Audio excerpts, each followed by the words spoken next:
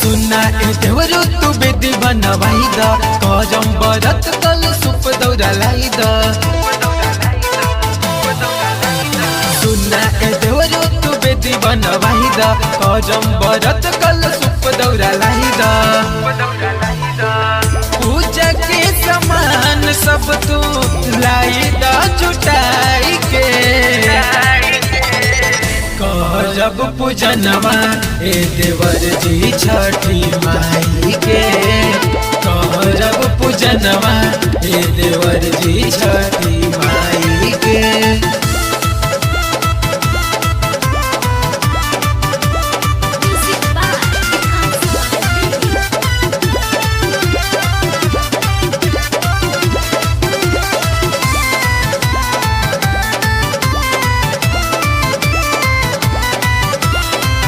देवे खातिर दूधवा लइहा घर से फल फूल से नाशपाती लइहा बाजार से देवे खातिर दूधवा लइहा घर से फल फूल से नाशपाती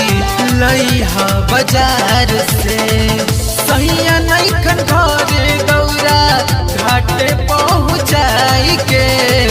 सैया नैखन घरे दौरा घाटे पहुँचाई के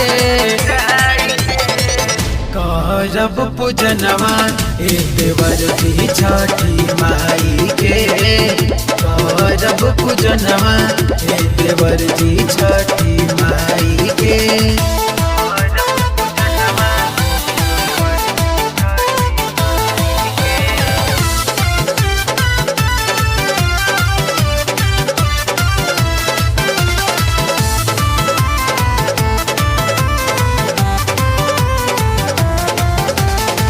सहले हसूदस सब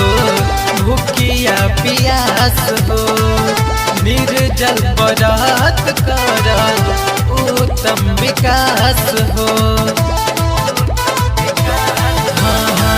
सहले हसूदस सब भूखिया पियास हो निर्जल बरात करब उत्तम विकास हो दिहे ललनवा मैया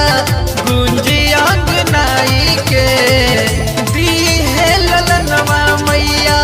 गुंजी अंगनाई के करब पूजनवा ए देवर जी छठी माई के करब पूजनवा